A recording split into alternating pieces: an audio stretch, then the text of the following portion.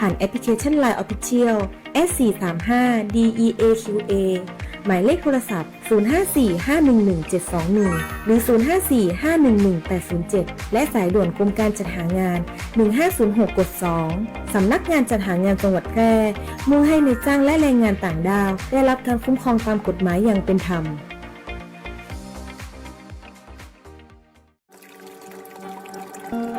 ในช่วงฤดูฝนมักจะเกิดฝนตกหนักในหลายพื้นที่เกิดน้ำท่วมฉับพลันน้ำป่าไหลหลากน้ำล้นตลิ่งองค์การบริหารส่วนจังหวัดแพร่ขอแจ้งเตือนประชาชนให้ติดตามข่าวสารสภาพอากาศจากกรมอุตุนิยมวิทยาหน่วยงานที่เกี่ยวข้องอย่างต่อเนื่องและปฏิบัติตามคำแนะนำอย่างเคร่งครัดหากอยู่ในพื้นที่เสี่ยงควรเตรียมความพร้อมใช้กระสอบทรายอุดปิดทางน้ำที่จะไหลเข้าบ้านเตรียมยกของขึ้นที่สูงให้พ้นจากระดับน้ำท่วมเตรียมอุปกรณ์สิ่งจำเป็นต่างๆให้พร้อมใช้ในยามฉุกเฉินเรียนรู้เส้นทางการอพยพไปที่ปลอดภัยรู้หมายเลขโทรศัพท์ฉุกเฉินของหน่วยงานท้องถิ่นเพื่อขอความช่วยเหลือระวังงดลงเล่นน้ำหรืออยู่ใกล้ทางน้ำหลากห้ามขับรถเข้าไปในพื้นที่น้ำท่วมหรือบริเวณที่มีน้ำหลากหากไม่ปลอดภัยให้ออกจากรถทันทีสอนให้เด็กเล็กรู้จักป้องกันตนเองขณะน้ำท่วมไม่ควรสัมผัสปลั๊กไฟหรือเครื่องใช้ไฟฟ้าเตรียมความพร้อมเฝ้าระวังตลอดเวลาหากเกิดภัยพิบัติภาวะฉุกเฉินแจ้งสายด่วนปพ1784หรือแจ้งข้อมูลอบจ.แพร่โทร0545324485ด้วยความห่วงใยจากองค์การบริหารส่วนจังหวัดแพร่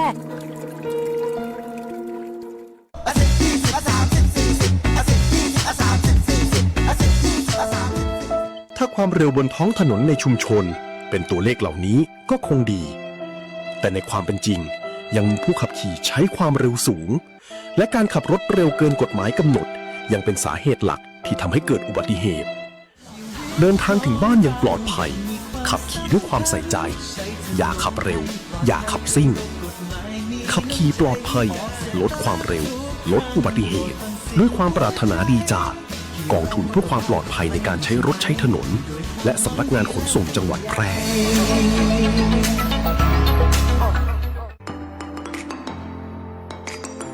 ขับขี่ปลอดภัยเมืองไทยไร้อุบัติเหตุด้วยความห่วงใยจากสวทแปร FM 91 เมกะเฮิรตซ์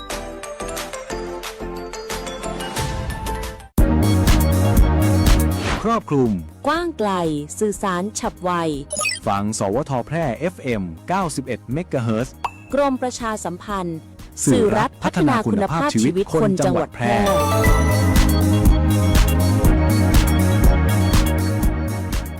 ที่นี่สถานีวิทยุกระจายเสียงแห่งประเทศไทยจังหวัดแพร่ส่งกระจายเสียงด้วยระบบ FM สเตอริโอมัลติเพล็กซ์ความถี่ 91 เมกะเฮิรตซ์ จากนี้ไปติดตามรับฟังรายการแพร่สารฝันพลังใจโดยเครือข่ายดีเจคนพิการ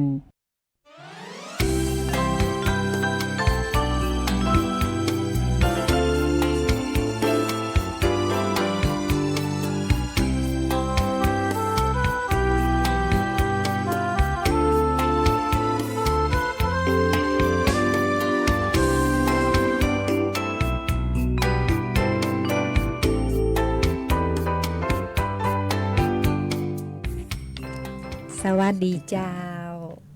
มาแล้วสวัสดีคุณผู้ชมคุณผู้ฟังที่เคารพฮักและคิดถึงทุกท่านนะเจ้ายินดีต้อนรับคุณผู้ฟังเข้าสู่รายการแพร่สานฝันพลังใจนะเจ้าทุกวันเสาร์กับวันอาทิตย์เวลาดี 15:10 นาทีถึง 16:00 นาฬิกานะเจ้ารายการแพร่สานฝันพลังใจออกอากาศรับชมรับฟังได้2 ช่องทางนะเจ้าคุณผู้ชมคุณผู้ฟังทางคลื่นวิทยุออนแอร์ออนไลน์คลื่น91 เมกะเฮิรตซ์วิทยุสวทแปรนะเจ้ามีพร้อมทั้งไลน์เฟซบุ๊กออนไลน์ตัวนะเจ้าคุณผู้ชมคุณผู้ฟังวันนี้เรามาพบมาป้ากันตรงกับวันอาทิตย์ที่16 สิงหาคม 2569นะเจ้าตอนนี้คุณผู้ชมคุณผู้ฟังรับชมรับฟังอยู่ที่ไหนตั้งไหนพ่องเจ้า สามารถส่งข้อความทักทายเข้ามาได้นะเจ้าว่าตั้งบ้านคุณผู้ฟังคืนฟังฮับชัดเจนดีก็เจ้าเป็นประจำเช่นเคยนะเจ้าคุณผู้ฟังถ้าหากชื่นชอบเพลงหยังอยากฟังเพลงหยังแนะนำเข้ามาได้เลยนะเจ้า0545235516นะเจ้าโดยมีข้าเจ้าจำนงชัยพงษ์พิทักษ์มาอยู่เป็นเปี้ยนคุณผู้ฟังนะเจ้าวันนี้มาพร้อมกับคุณมะยุรีเขียใจนะเจ้าสวัสดีเจ้าเจ้าสวัสดีเจ้า จ้า โอ้เสียงใสแจ้วแจ้วเนาะ เจ้า ดีเจจำนงนี่เสียงจัดดีนะเจ้าเนาะ ใช่ ตะกี้ออกบ้านมากกะถ้าอยากกินย้ำหน่อใหม่โมเนาะเสียงดีขนาดเนาะเจ้าวันนี้ก็มีข่าวของพัฒนาการสังคมและความมั่นคงของมนุษย์นะเจ้าเนาะซึ่งเปิ่นเป็นผู้ส่งเสริมสนับสนุนรายการของเฮานะเจ้าเนาะรวมถึงข่าวอุบัติเหตุนะเจ้าเนาะอุบัติเหตุนี่บ่บ่ได้นะเจ้าเนาะมันต้องนะเจ้าเนาะเพราะว่าเอามาเป็นเขาห้องว่าเตือนใจของเฮานะเจ้าเนาะของพ่อน้องนี่เพิ่นจะมีอย่างหำพ้องนี่นะเจ้าเนาะวันนี้นะเจ้าอยู่กับเฮา2คนจำนงใจดีมะยุรีคนรอนะเจ้า คุณผู้ชมคุณผู้ฟังรายการเพศสารฝันพลังใจก็เป็นรายการสบายๆยามบ่ายคลายเครียดหน่อเนาะกินข้าวตอนกันเสร็จแล้วเฮาก็มาหาฟังข่าวสารสาระน่าลูกสลับกับเพลงยามบ่าย3กันนี่นะเจ้าคุณผู้ชมคุณผู้ฟังเนาะวันนี้เฮาก็มีข่าวสารสาระดีๆมาฝากคุณผู้ชมคุณผู้ฟังนะเจ้าก็ขอให้คุณผู้ชมคุณผู้ฟังโปรดกดไลค์กดแชร์ไว้ให้เฮา2คนตัวนะเจ้าคุณผู้ฟังวันนี้เฮาก็มีข่าวดีๆมาฝากเนาะกดไลค์กดแชร์เป็นกำลังใจให้ตัวเนาะ ใจ เจ้าอยากฟังเพลงอะไรยังก็โทรมาได้เนาะ0545235516ช่วงแรกนี่เขาก็ไปเบรกฟังเพลงกันสักกั๊มก่อนนะเจ้าเนาะเจ้าและโปรดติดตามช่วงต่อไปนะเจ้า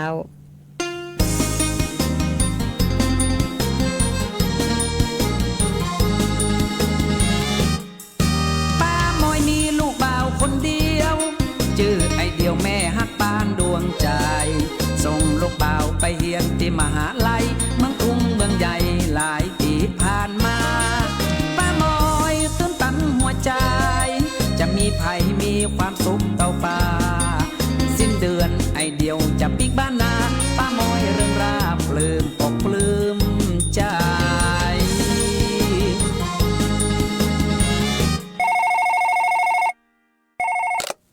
ฮัลโหลไผน่ะอ๋อแม่ผมเดียวครับ โอ้เดี๋ยวกะลูกน่ะเป็นจะได้พ่องเรียนหนังสือหนังหาจบแล้วยังไหนเล่าแม่ฟังหน่อยเหรอก็ใกล้จะจบแล้วแม่ผมเรียนปวชจบละแล้วก็บัดเดี๋ยวนี้เรียนปวสแม่โอ้แม่ได้ยินเปิ้นว่าปวชประวัติชั่วปวสประวัติเสียบาดีก็ลูกไปเรียนอันหยังยังอ่านไม่ใช่แม่เข้าใจผิดแม่ผมมีข่าวดีจะมาบอกแม่ตอนนี้นะแม่ผมได้เมียแล้วผมได้เมียฝรั่งแม่คงบอกโคตรผมเนาะฮะบาโคตรลูกซ้ำดีกะได้เมียฝรั่งแม่หันเขาได้เมียฝรั่งผัวฝรั่งล่ำรวยกันทั้งนั้น กำนี้ล่ะหย่ามอยจะรวยเล่นเนอะ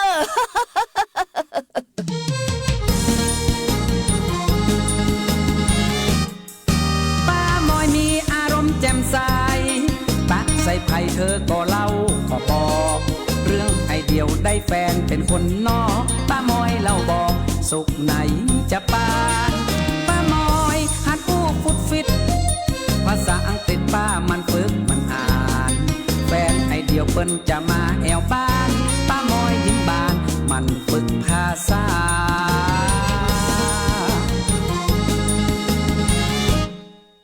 This is a book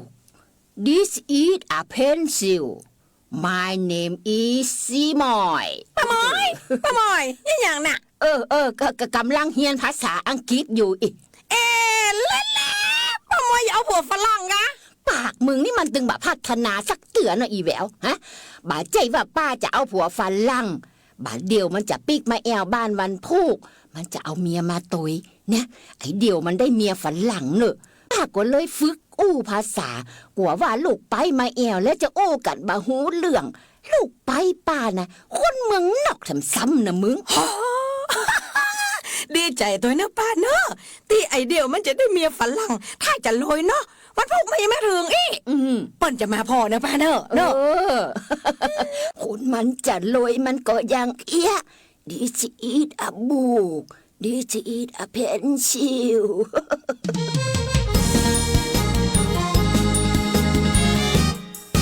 เวลารอคอยก็มาถึง เสียงรถบึงมาจอดหน้าบ้านทันใดป้ามอยสุดแสนดีใจสะพ้ายแดนไกลป้ามาหรือยังป้ามอยตกอกตกใจก่อนในมันว่าเมียเป็นฝรั่งลูกบ่าวเลยอธิบายให้ฟังป้ามอยเลยนั่งตาตั้งเป็นลมมาแล้ว ไอเดียวถ้าจะมาเที่ยวนี่ละเนอแม่ละป้าไอเดียวลงรถมาฮะน้องเฮ้เมียฝรั่ง สวัสดีครับแม่ผมขอแนะนำให้หูจักนี่คำบานเมียผมครับแม่ สวัสดีค่ะแม่ ไอเดียวไหนลูกโทรศัพท์มาบอกแม่ว่า ได้เมียฝรั่งอันนี้มันคนไทยบ่ใจกะ แม่นละครับแม่ผมได้เมียฝรั่งคำบานเนี่ยแต่ก่อนนี้เปิ้ลได้ผัวเป็นฝรั่งบัดเดี๋ยวนี้เปิ้ลเลิกกับผัวเปิ้ลละผมก็เลยได้เมียฝรั่งมาเนี่ยกับแม่ ไอเดียวอีแม่ขออนุญาตเป็นลม This is the small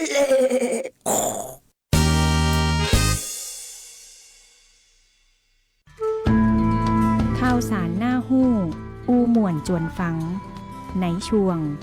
อู้ข่าวเล่าสู่กันฟัง เจ้า จัดไปตามคำแนะนำแล้วเนาะมีนักเป็นรายการประจำของเฮาแนะนำเข้ามานะเจ้าเมียฝรั่ง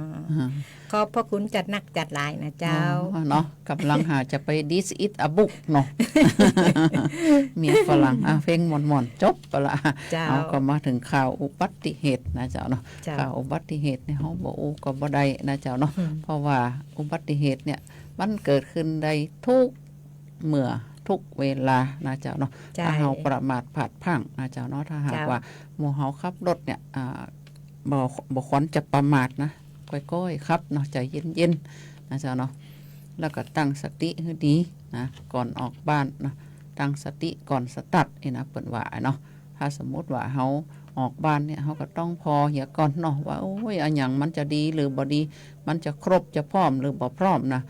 บางท่านบางคนก็พรบก็จะหมดแล้วนะเจ้าเนาะท่านก็ไปต่อพรบเห็นเน้อนะเจ้าเนาะถ้าหากว่ามันเกิดอุบัติเหตุขึ้นมาเนี่ยถ้าหากว่าพรบท่านบ่มีเนี่ยนะเจ้าเนาะมันก็ยุ่งหน่อยนะเจ้าเนาะก็ดูว่าปัดน้ำฝนมันดีก็นะเจ้าเนาะเพราะว่าช่วงเนี้ยฝนมันตกนะเจ้าเนาะฝนมันตกแล้วก็ถ้าว่าปัดน้ำฝนของท่านบ่ดีเนี่ย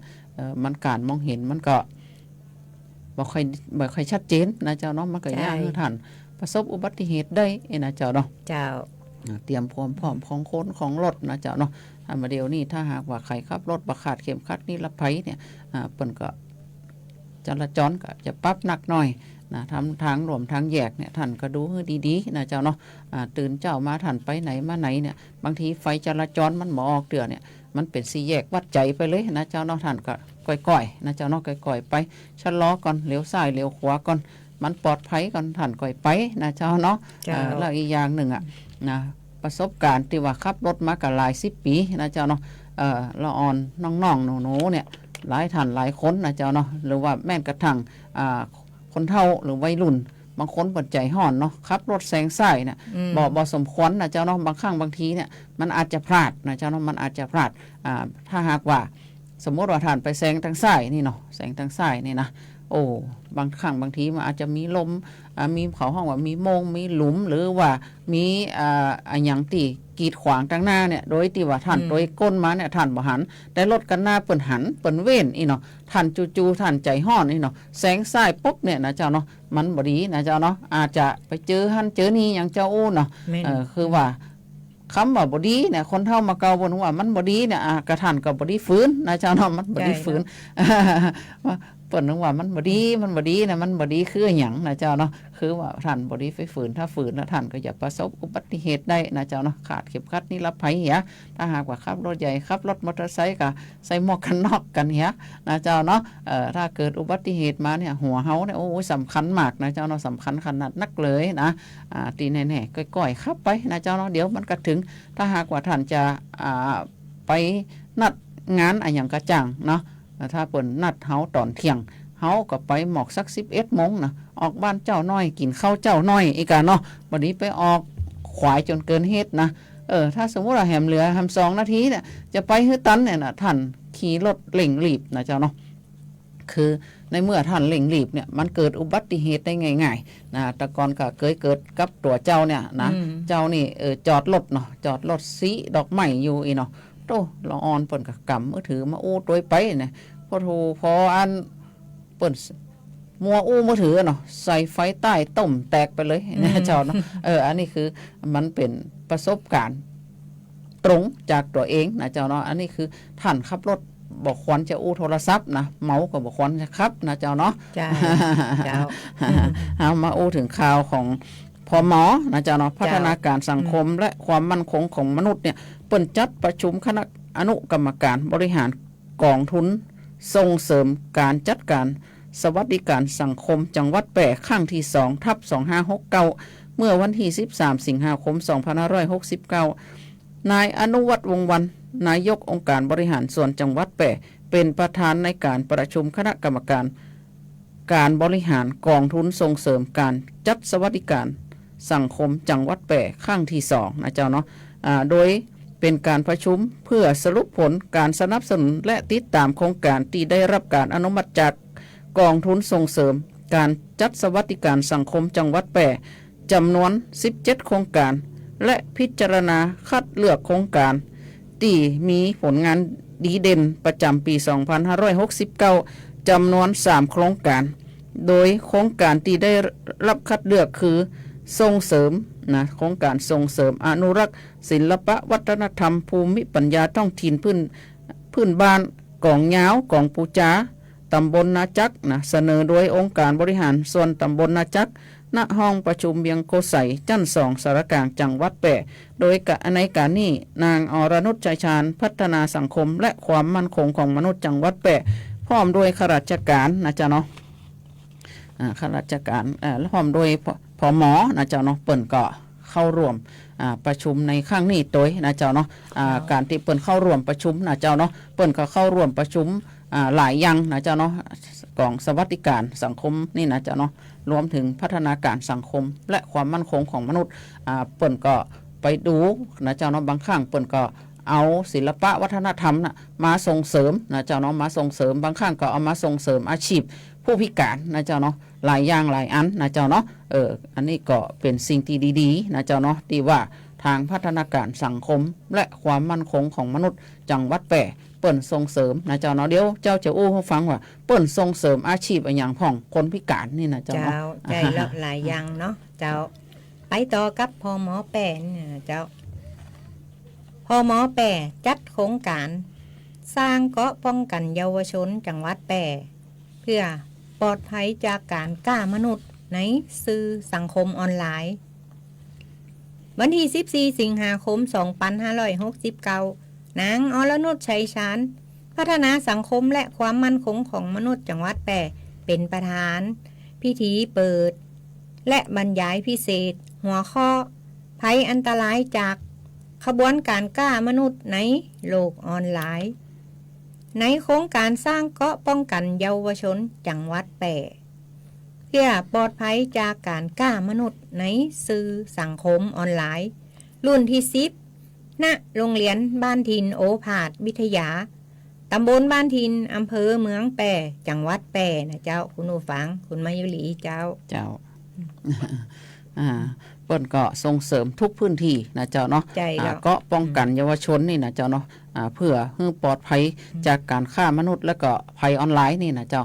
ภัยออนไลน์นี่โอ้เดี๋ยวมันเนี่ยมันมาหลายรูปแบบนะเจ้าเนาะท่านบดีใจห้อนนะเจ้าเนาะบดีกดลิงก์กดอย่างเข้าไปนะเจ้าเนาะว่าเมื่อมีคนส่ง SMS เข้ามานะเจ้าเนาะท่านก็ ดูให้ดีๆก่อนถามแรงตีมาตีไปก่อนถามคนที่ไว้ใจได้ก่อนนะเจ้าเนาะมาเจอว่าโอ้โหเปิ่นส่งมาปุ๊บคุณเป็นผู้โชคดีนะได้รับรางวัลโน่นนี่นั่นคุณก็กดเข้าไปทันทีเงินสะสมในบัญชีอาจจะหายบับไปกับตานะเจ้าเนาะเพราะฉะนั้นก่อยใจเย็นๆก่อนนะเจ้าเนาะใจเย็นๆนะฮะแล้วก็ช่วงนี้เนาะเขาไปเบรกแหมกัมก่อนกะแล้วค่อยมาอู้กันแหมเรื่องหนึ่งนะเจ้าเนาะเจ้าคุณผู้ฟังอยู่ตั้งบ้านเป็นจะได้พองสภาพอากาศรายงานสภาพอากาศมาจากเจ้าฝนตกก็เจ้าตั้งปุ่นนะเจ้าตั้งสถานีพี่ก็เดี๋ยวคึมๆแดดๆนะเจ้าคุณผู้ฟังกำเดียวเฮามารับฟังเพลงสักเพลงก่อนแล้วเดี๋ยวมาติดตามช่วงที่2ของรายการเจ้าหากคุณมีปัญหาสายตาอยากได้แว่นสักอันหนึ่งไว้ตอบแชทตอบไลน์งานด่วนใส่ขับรถไปทำงานไปท่องเที่ยวดูแผนที่ปักหมุดหาจุดหมายปลายทางหรือต้องการใช้เลนโปรเกรสซีฟไว้มองไกลมองกระจกซ้ายกระจกขวา The World of Opticon เราเข้าใจถึงปัญหาสายตาของคุณดีวัดสายตาแม่นยำโดยทัศนศาสตร์ด้วยประสบการณ์กว่า40 ปี The World of Opticon ช่วยคุณได้ตัวแทนจำหน่ายแว่นตานาฬิกาพร้อมบริการหลังการขายมาเลยที่ The World of Opticon มุมแยกกาดน้ำทองถนนภูเก็ตตำบลนาจักอำเภอเมืองแพร่จังหวัดแพร่โทร 0819520545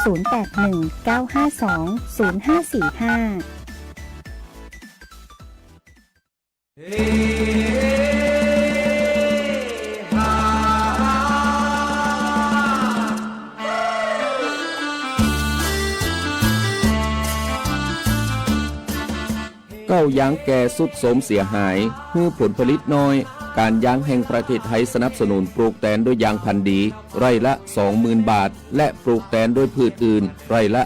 12,000 บาทแค่เป็นเกษตรกรตีขึ้นทะเบียนกับกยท.มีส่วนบนพื้นที่ดินถูกกฎหมายเก้ายางอายุเกิน25 ปียื่นกำขอได้ตามสิทธิ์เลือกรูปแบบปลูกแตนทั้งปลูกยางพันธุ์ดีไม่ยืนต้นเศรษฐกิจหรือสวนยางยั่งยืนมีเงินทุนพร้อมช่วยเหลือติดต่อได้ที่054-069-605การยางแห่งประเทศไทยจังหวัดแพร่ลมทุ่งพัดโชยชื่นช่ำสาวสาวอาบน้ำที่ลำประโด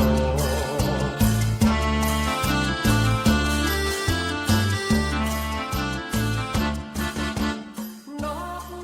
กระยางย่างเดินเลี้ยวเป็นอาหยังจะได้มายะนาเศร้าๆกึดนักกะก็บ่ฮื้อกึดนักได้จะได้ก็เรื่องหนี้สินกวนใจหาตังออกก็บ่ได้เนี่ยอ้าวแล้วจะได้บ่ลองไปปรึกษากองทุนฟื้นฟูและพัฒนาเกษตรกรดูล่ะได้ขึ้นทะเบียนเป็นสมาชิกกองทุนไว้แล้วยังแน่สงสัยยังบ่ฮู้แน่ๆเลยก็ถ้าเป็นสมาชิกแล้วมีหนี้ในระบบเกี่ยวกับการเกษตรเฮาสามารถยื่นขอขึ้นทะเบียนหนี้กับสำนักงานกองทุนฟื้นฟูและพัฒนาเกษตรกรสาขาแปรได้นะ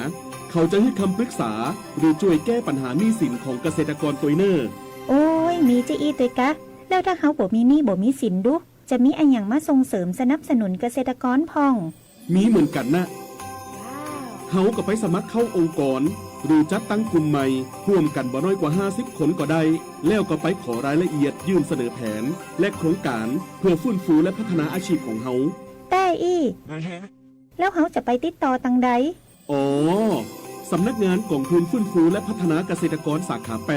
ตั้งอยู่ตรงข้ามธนาคารออมสินสาขากาดน้ำทองตำบลนาจักอำเภอเมืองแปรจังหวัดแปรโทร054-534-381หรือ080-067-1185เกษตรกรที่ไปติดต่อบ่ได้เสียค่าใช้จ่ายใดๆทั้งสิ้นนะเจ้า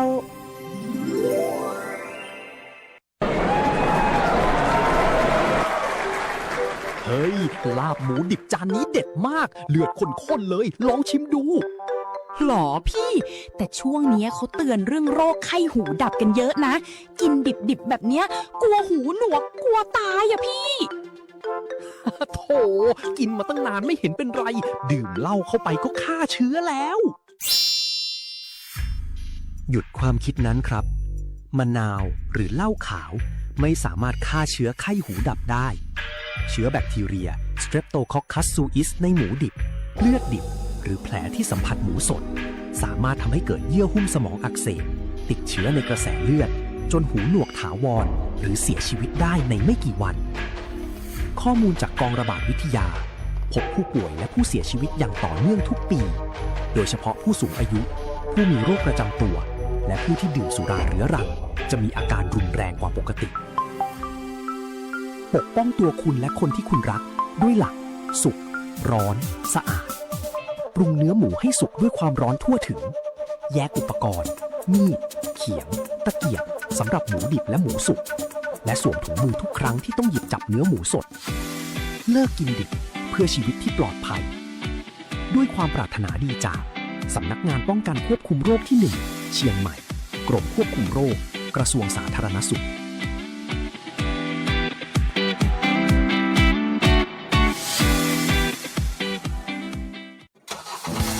ขับขี่ปลอดภัยเมืองไทยไร้อุบัติเหตุด้วยความปรารถนาดีจาก สวท8 FM 91 เมกะเฮิรตซ์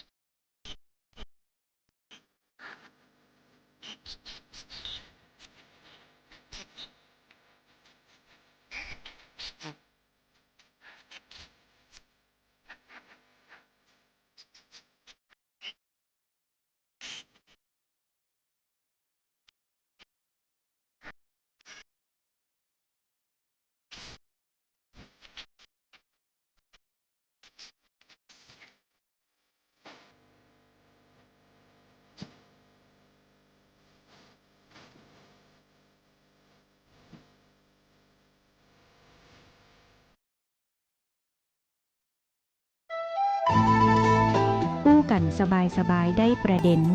ในช่วงอู้ง่ายฝังมวล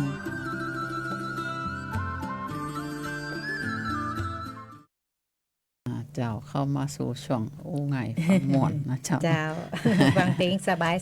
คลายเครียดเนาะ ภาษาเหนือเฮามันก็บ่เหมือนภาษาที่อื่นนะเจ้าเนาะมันเป็นเอกลักษณ์แล้วก็ รวมถึงภูมิปัญญาทางท้องถิ่นนะเจ้าเนาะเอกลักษณ์วัฒนธรรมนะเจ้าเนาะมันบ่เหมือนใครนะเจ้าเนาะอย่างจังหวัดแปะนี่ก็ออกสำเนียงแข็งๆหน่อยนะแต่ถ้าเป็นตังลำปูนกับไปแหมยางนะออกย่องๆหน่อยนะเจ้าเนาะแต่ถ้าไปตังเชียงไฮ้ก็แบบหวานๆนิดๆนะเจ้าเนาะ ก็มาถึงข่าวอบจแปะนะเจ้าเนาะเปิ้นมอบอุปกรณ์เครื่องช่วยเหลือผู้พิการผู้สูงอายุและก็ผู้ป่วยระยะฟื้นฟูอำเภอร่องกวางจังหวัดแปะเมื่อวันที่11สิงหาคม2569เวลา 9:00 นนายอนุวัฒน์วงศ์วรรณนายกองค์การบริหารส่วนจังหวัดแปะเปิ้นมอบหมายให้นายพิภพฐานะวุฒิพงศ์รองนายกองค์การบริหารส่วนจังหวัดแปะเป็นประธานพิธีมอบเครื่องช่วยเหลือผู้พิการผู้สูงอายุผู้ป่วยระยะฟื้นฟูในเขตอำเภอร่องกวางจังหวัดแปะซึ่งได้รับการสนับสนุนจากกองทุนฟื้นฟูสมรรถภาพจังหวัดแปะณห้องประชุมผานางคอยอาคารผู้ป่วยนอกโรงพยาบาลร่องกวางอำเภอร่องกวางจังหวัดแปะอันนี้ก็เป็นสิ่งที่ดีๆนะเจ้าเนาะแล้วก็มาถึงข่าวของพัฒนาการสังคมและความมั่นคงของมนุษย์เปิดโครงการส่งเสริมและพัฒนาทักษะอาชีพครัวเรือนกลุ่มบอบบางสู่การตลาดออนไลน์หรือแหนมตุ้มกล้วยฉาบรุ่นที่2เมื่อวันที่12สิงหาคม2569นางอรนุชชัยชาญพัฒนาสังคมและความมั่นคงของมนุษย์จังหวัดแปะและเจ้าหน้าที่สำนักงานพัฒนาสังคมและความมั่นคงของมนุษย์จังหวัดแปะร่วมพิธีเปิดโครงการส่งเสริมพัฒนาอาชีพครัวเรือนกลุ่มเปราะบางสู่การตลาดออนไลน์แหนมตุ้มกล้วยฉาบรุ่นที่2ของมูลนิธิแผ่น้ำใจโดยมีนายชนาทิพย์สุภศิริสมาชิกสภาผู้แทนราษฎรจังหวัดแปะเขต2เป็นประธานในพิธีณอาคารอเนกประสงค์บ้านล่องเข็มหมู่7ตำบลล่องเข็มอำเภอร่องกวางซึ่งโครงการดังกล่าวได้รับงบประมาณสนับสนุนจากกองทุนส่งเสริมจัดสวัสดิการและสังคมจังหวัดแปะนะจ๊ะเนาะจัดสวัสดิการสังคมจังหวัดแปะของเฮาเนี่ยเปิ่นสนับสนุนเปิ่นบ่ได้ทิ้งไข่ไว้ข้างหลังนะจ๊ะเนาะโครงการของพัฒนาสังคมและความมั่นคงของมนุษย์นะจ๊ะเนาะเปิ่นก็ส่งเสริมทุกช่วงวัยนะจ๊ะเนาะตั้งแต่แรกเกิดยันถึงเสียชีวิตนะจ๊ะเนาะถ้าหากว่าผู้สูงอายุที่เสียชีวิตเนี่ยมีบัตรสวัสดิการแห่งรัฐนะจ๊ะเนาะเปิ่นก็จะฮือกาปงศพนะจ๊ะเนาะกาทำศพเนี่ย3,000 บาทนะจ๊ะเนาะแต่ก็ต้องใจเย็นๆนะจ๊ะเนาะเอาส่งเอกสารหลักฐานไปปุ๊บเนี่ยมันจะว่าจะได้ทันทีนะจ๊ะเนาะเปิ่นก็รวบรวมส่งกรมพัฒนาส่งเสริมคุณภาพชีวิตแห่มกำหนึ่งนะเจ้าเนาะเปิ่นก็ส่งเข้ากรมก็จะโอนมาตามบัญชีที่เฮายื่นนะเจ้าเนาะเพราะฉะนั้นถ้าหากว่าเด็กน้อยนะเจ้าเนาะที่เกิดใหม่นะเจ้าเนาะเปิ่นก็สนับสนุนนะเจ้าเนาะสนับสนุนประเดี๋ยวนี้เปิ่นมีงบประมาณเด็กแรกเกิดนะเจ้าเนาะเด็กแรกเกิดเปิ่นก็สนับสนุน600 บาทนะเจ้าเนาะแล้วก็ผู้สูงอายุนะเจ้าเนาะกลุ่มเปราะบางที่ว่าบ้านจองชำรุดเสียหายนะเจ้าเนาะเปิ่นก็ส่งเสริมสิ่งแวดล้อมให้นะเจ้าเนาะโดยให้ท่านไปยื่นหนังสือยื่นเอกสารหลักฐานที่พัฒนาสังคมและความมั่นคงของมนุษย์แล้วก็เจ้าหน้าที่เปิ่นก็จะส่งคณะกรรมการลงมาดูพื้นที่ว่าท่านเป็นจะได้พ่องการเป็นอยู่นะเจ้าเนาะแล้วเปิ่นก็จะเอาเข้าประชุมนะเจ้าเนาะเมื่อเข้าประชุมเป็นที่เรียบร้อยแล้วเปิ่นก็จะพิจารณางบประมาณตามขั้นตอนที่เปิ่นลงมาดูพื้นที่จริงนะเจ้าเนาะเพราะฉะนั้นนะเจ้าเนาะถ้าหากว่าท่านใดที่ว่าบ้านท่านมีแล้วแต่ว่ามันชำรุดเสียหายหรือว่าห้องน้ำห้องตามันบ่ค่อยดีท่านอยากได้งบปรับปรุงสิ่งแวดล้อมนี่นะท่านก็ไปยื่นได้ที่ พัฒนาการสังคมและความมั่นคงของมนุษย์สำหรับผู้ดูแลผู้พิการนะเจ้าเนาะถ้าหากว่าท่านใดที่ต้องการเงินไปประกอบอาชีพนะเจ้าเนาะท่านก็ไปยืนกู้ยืนขอได้นะเจ้าเนาะที่พัฒนาการสังคมและความมั่นคงของมนุษย์ทุกจังหวัดนะเจ้าเนาะจังหวัดใครอยู่จังหวัดไหนก็ไปยืนจังหวัดนั่นนะเจ้าเนาะเจ้าคุณผู้ฟังขณะนี้เวลา 15:41 นาทีนะเจ้าคุณผู้ฟังเพิ่แป๊บเดียววันเข้าพรรษาก็ผ่านไปแล้ววันที่12สิงหาวันแม่แห่งชาติก็ผ่านไปแล้ววันนี้วันอาทิตย์ที่16สิงหาคมนะเจ้าวันความหวังแห่งชาตินะเจ้าคุณผู้ฟังคุณมายุรีเปิ่นก็สมัครเป็นปอเลี้ยงแล้วนะเจ้าสมัครเป็นแม่เลี้ยงกันไว้แล้วเนาะกำเดียวสักกำเฮามาลุ้นรางวัลกันนะเจ้าว่าใครจะได้เป็นปอเลี้ยงแม่เลี้ยงนะเจ้าคุณก็ขอให้บ่แม่พี่น้องคุณผู้ฟังทุกท่านโจกดีโจกหนุนบุญจุยเฮงๆปังๆกันทุกคนทุกท่านนะเจ้าคุณผู้ฟังเนาะ ช่วงนี้อากาศก็เปลี่ยนแปลงนะเจ้าคุณผู้ชมคุณผู้ฟังกำเดียวฝนก็ตกกำเดียวแดดก็ออกเนาะ เดียวตกเดียวแดดนะเจ้าคุณผู้ฟังคุณมายุรีก็ขอให้รักษาดูแลสุขภาพกันไว้ตัวนะเจ้าคุณผู้ฟังเนาะเจ้าช่วงนี้นะเจ้าเนาะฝนตกแดดออกเจี้นะเจ้าเนาะบางท่านบางคนก็ป่วยนะเจ้าเนาะป่วยเป็นโรคไข้หวัดนะเจ้าเนาะไข้บางคนก็ไข้หวัดธรรมดานะบางคนก็ไข้หวัดใหญ่นะเจ้าเนาะเพราะว่าหลายท่านหลายคนไปโดนละอองฝนมาก็รีบอาบน้ำเช็ดตัวให้แห้งนะเจ้าเนาะแล้วก็สวมเสื้อผ้าให้อบอุ่นนะเจ้าเนาะแล้วก็หลายโรคบางครั้งมันก็ใกล้เคียงกันนะเจ้าเนาะโดยเฉพาะช่วงเนี้ยนะเจ้าเนาะทางสาธารณสุขเปิ้นก็เริ่มประกาศแล้วนะเนาะว่าโรคไข้เลือดออกเนี่ยกำลังจะระบาดนะเจ้าเนาะก็ขอให้ท่านช่วยกันกำจัดแหล่งเพาะพันธุ์ยุงลายตัวนะเจ้าเนาะวันพรุ่งนี้ก็เป็นวันจันทร์นะเจ้าเนาะวันจันทร์แต่เจ้าก็บ่ได้มาเนอะนะเจ้าเนาะวันพรุ่งนี้เจ้าก็จะได้ไปรับใบประกาศเกียรติคุณนะเจ้าเนาะโดยที่ว่าเจ้าเนี่ยได้ทำงานร่วมกับทางสาธารณสุขจังหวัดเบิ่นนี่นะเจ้าเนาะเจ้าก็บ่ได้มาจัดรายการของวันจันทร์นะเจ้าเนาะเจ้าผู้ฟังมียังไงมันก็เจ้าช่วงนี้เดี๋ยวเขาไปเบรกกัมกะเดี๋ยวเขาก็จะมาเข้าสู่ช่วงนานาสาระกันนะเจ้าเนาะเจ้ากำเดียวเขาไปหาฟังเพลงแล้วมาต่อช่วงสุดท้ายรายการเจ้า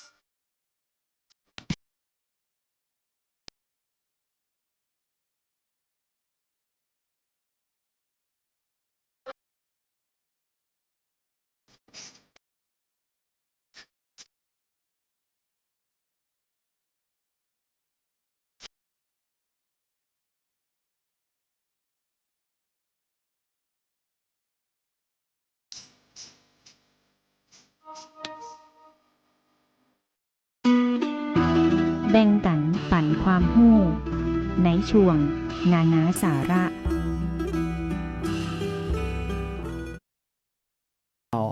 เข้าสู่ช่วงนานาสาระนะเจ้าเนาะใครเป็นปอเลี้ยงไม่เลี้ยงของนะเจ้าเนาะรางวัลที่1004615นะเจ้าเนาะ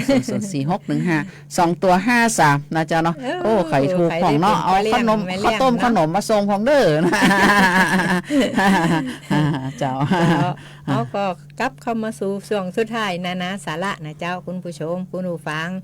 รายการแพร่สารฝันพลังใจขอขอบพระคุณผู้อำนวยการสถานีวิทยุสวท8ท่านผอ.และพีพันธ์อุดขันจริงนะเจ้าพร้อมเจ้าหน้าที่สถานีวิทยุที่เปิ้นให้โอกาสกับรายการแพร่สารฝันพลังใจกราบขอบพระคุณเป็นอย่างสูงนะเจ้าคุณผู้ชมคุณผู้ฟังสวัสดีแวะทักทายแฟนรายการตั้งหน้าวิทยุเนาะคุณมายุรีเจ้า ทักทายแฟนรายการทางหน้า วิทยุนะเจ้าเนาะที่เปิดรับฟังทางคืน91นะเจ้าเนาะแล้วก็ทักทายแฟนรายการทางหน้า Facebook นะเจ้าเนาะสวัสดีเจ้าคุณปวีนานะเจ้าเนาะสวัสดีเจ้าคุณการจนานะเจ้าเนาะสวัสดีเจ้าคุณพัฒนานะเจ้าเนาะสวัสดีเจ้าเปิ่นหมอบดอกกุหลาบเพื่องามแล้วก็รูปหัวใจแฮมหม้อนะเจ้าเนาะสวัสดีเจ้าคุณป้าอำพันธ์บ้านนาหลวงนะเจ้าสวัสดีเจ้าคุณปิ่นรักนะเจ้าเนาะโอ้สวัสดีเจ้าคุณสายน้ำนะเจ้าเนาะสวัสดีเจ้าคุณพี่สุรีรัตน์นะเจ้าเนาะก็ขอขอบพระคุณทุกท่านทุกท่านทุกคนนะเจ้าเนาะที่ส่งกำลังแรงใจมาให้นะเจ้าเนาะสำหรับวันนี้นะเจ้าเนาะสำหรับวันนี้เจ้าก็จะมีสิ่งดีๆที่จะมาเล่าให้กับทุกท่านได้รับฟังกันก็เกี่ยวกับสมุนไพรในครัวเรือนของเฮานะเจ้าเนาะสมมติว่าช่วงนี้นะเจ้าเนาะถ้าหากว่าท่านใดเนาะท่านใดที่ว่าต้องการนะเจ้าเนาะต้องการบำรุงผิวพรรณน้อยนี่เจ้าเนาะบ่เจว่าผู้ชายบ่บำรุงผิวพรรณอีบ่ใจได้นะเจ้าเนาะเดี๋ยวนี้โลกมันเปลี่ยนแปลงไปแล้วนะมันพัฒนาการขึ้นแล้วเนาะคนเฮาเนี่ยถ้าผิวพรรณดีอย่างดีนี่ก็มันก็ไปไหนมันก็ดูเข้าท่าดีหน่อยเนาะท่านก็เอามาขามเนาะมาขามส้มที่อยู่ในตู้เย็นของท่านเนาะมาเคี่ยวนะใส่น้ำอย่ามาเคี่ยวมันเคี่ยวอย่างกับน้ำปูนี่นะเจ้าเนาะท่านก็น้ำผึ้งเหลือในขวดท่านสักน้อยก็เอาหยอดไปเหี่ยเนาะแล้วก็ท่านก็เก็บไว้ได้เหมือนนะเจ้าเนาะเจ้าเคี่ยวนี่แอปหนึ่งเนี่ยกุ้มได้เป็นปีนะเจ้าเนาะท่านก็มาสมาจะมาคัดผิวนะเจ้าเนาะการที่ท่านคัดผิวเนี่ยมันป้องกันหลายอย่างนะเจ้าเนาะ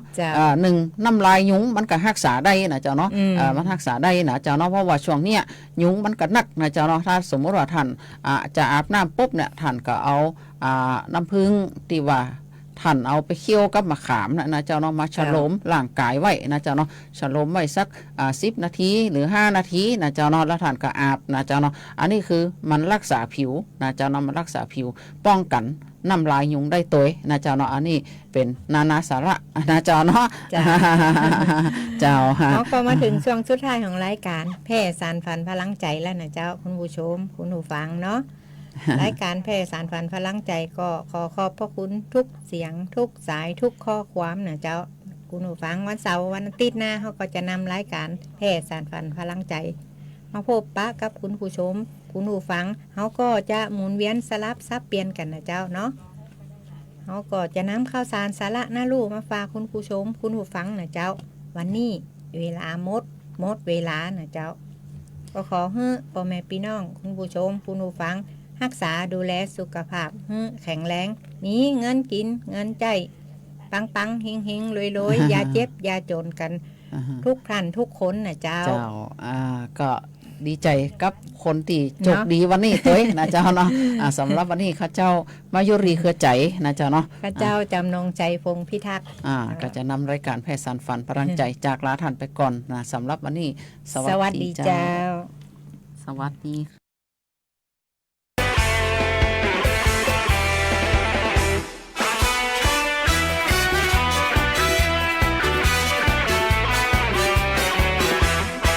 อาชีพทำให้เขารวยคือขายหวยหรือลอตเตอรี่ดิดเร่งเร็วไวใกล้ออกเต็มที่เชิญพี่น้องมาดูสนใจเลือกได้ทุกคู่ขอเชิญมาดูเอาคู่ไหนชอบอกชอบใจใบไหนมีอยู่เชิญดู มีอยู่หลายใบ ลอตเตอรี่เจ้าลอตเตอรี่เจ้าซื้อจากพี่ดีดวงดีกู้ขนเนอะเจ้าเอาก่อนไอ้น้องใบ80 บาทขายบาเกินราคาเจ้าพี่มีเรื่องจะมาเล่าให้ฟังไอ้น้องมีหมออยู่คนหนึ่งซื้อเหล็กแม่นขนาดวันนั้นฮือเหล็กละอ่อนขายพวงมาลัยที่สี่แยกเนี่ยมาเดี๋ยวนี้นะไอ้น้องนั้นบ่มาขายพวงมาลัยแล้วเหรอ แสดงว่าไอ้น้องนั้นมันถูกลอตเตอรี่มันเลยบ่มาขายพวงมาลัยแม่นก่อถูกอะกะมันถูกรถ10 ล้อจนตายไปแล้วเหรอนั่น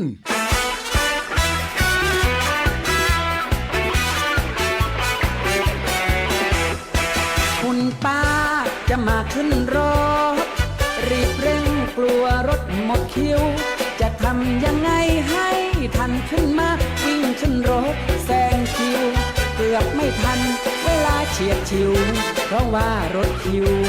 เหลือ1 คันป้าเกือบไม่ทันอาจตกรถได้คนท้ายเลยให้ขึ้นมาจันเจ้าพวกนี้ออกละเจ้าจันเจ้าพวกนี้ออกเจ้าวันพวกออกเจ้าน้องไปขายรถได้ที่อื่นเลยอ่ะพอเหรอคนโดยสารรถไอ้เพิ่นลงรถไอ้ไปหมดอ่ะเพิ่นนึกว่ารถของไอ้เนี่ยวันพรุ่งนี้ถึงจะออกนะกะออกวันนี้แหละครับออกวันนี้แหละครับกำเดียวออกแล้วครับแม่ทาเจิญขึ้นรถเลยครับแม่ทาเจิญขึ้นรถเลยครับโอ้ดีลูกเนี่ยกูการนโมน้อยกับแข้งกับขาเนี่ยนะคนแก่เนี่ยนั่งนี่ได้ก่อนเนี่ยนั่งได้เลยนั่งได้เลยแม่นี่ลูกเด่นดีอะไรแม่จะไปลงที่ไหนครับเนี่ยโอ้ยแม่จะไปลงแม่ลิมเนี่ยเจ้าโหแล้วไอ้แม่ขึ้นรถผมมาให้อย่างครับเนี่ยเอาก็จะตีมึงห้องอีแม่ขึ้นรถมาลูกนั่นแม่ทาขึ้นรถอีเดียวอีแม่ไงจื่อแม่ทาเนอะโอ้อีแม่เข้าใจผิดแล้วครับรถผมเนี่ยจะไปอำเภอแม่ทาละปูนครับโอ้ว่าอันบ่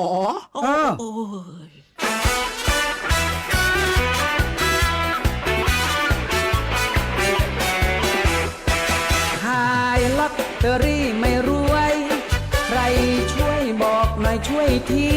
อยากจะร่ำรวยให้เป็นเศรษฐีเชิญบอกชี้ทางมาจะรีบทำแล้วก็นำพาว่าทำอย่างไรที่จะได้มีชัยมีโชคถูกลอตเตอรี่โชคดีจะได้ร่ำรวยพี่ไปดูหมอมาหมอทักว่าปีเนี้ยจะโชคดีกับป้าใจและถูกหวยหมอคนเนี้ยตายแม่นขนาดเนอะครับพี่หวยออกแล้วเหรอฮะออกเลขอะไรอย่างน่ะก็ออก57อ่ะพี่ว้ายหมอปรู้ตรงๆเลยเนี่ย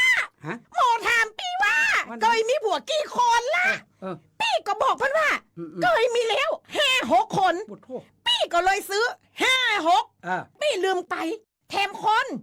อันนั้นเป็นกิ๊กคนที่7เนี่ยโอ้ถ้าพี่ซื้อ57นี่นะเต็มเป้าเลยเนี่ยนั่นเข้าขันวิกลจริตแล้วเนี่ยพี่เนี่ย